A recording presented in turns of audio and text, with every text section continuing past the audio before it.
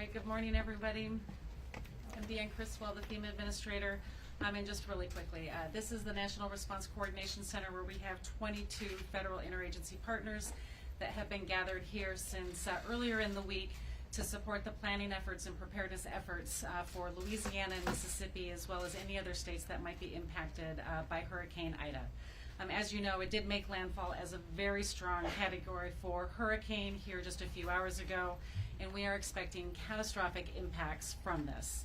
I have spoken to both the Mayor of New Orleans as well as the Governor of Louisiana just a few hours ago, and we have teams embedded with them so we can respond quickly as soon as we know what the impacts are.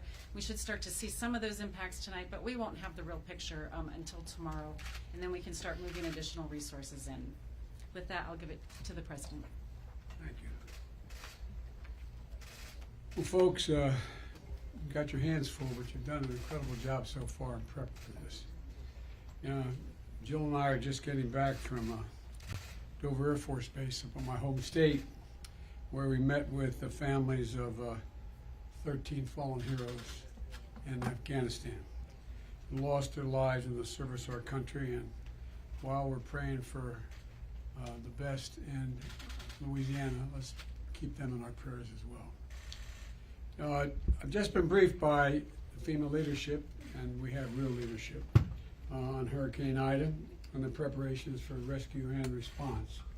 And the storm has made, as you know better than anyone, but I'm speaking to the public at large here, the storm made landfall a few hours ago, and it continues to rage and ravage everything it comes in contact with.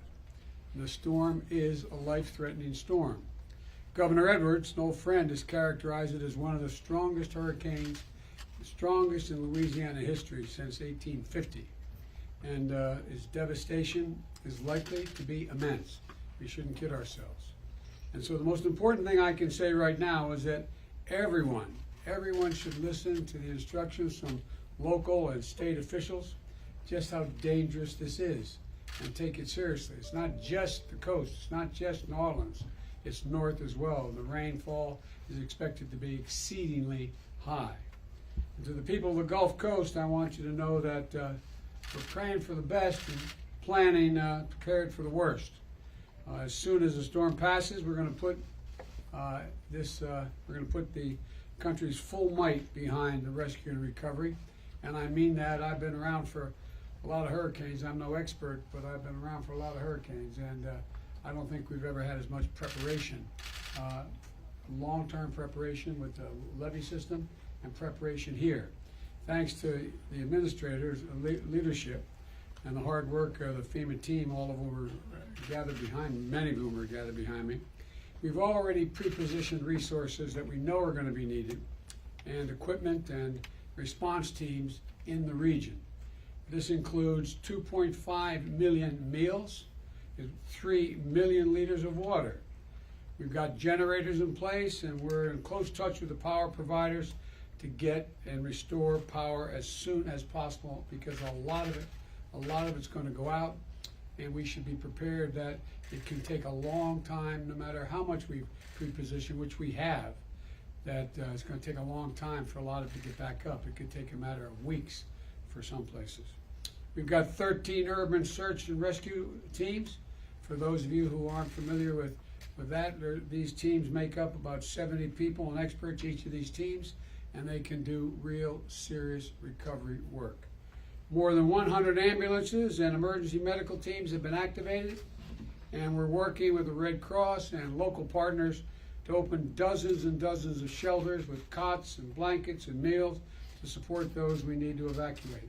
That'll happen mostly northern part of the state and maybe in parts of Mississippi. And I've already signed an emergency declaration for both Louisiana as well as Mississippi.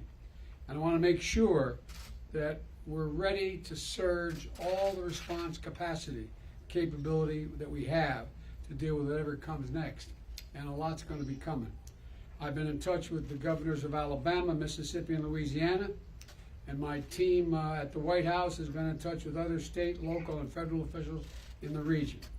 And they know there'll be the full resources and support of the federal government. So I want to emphasize again, this is going to be a devastating hurricane, a life-threatening storm.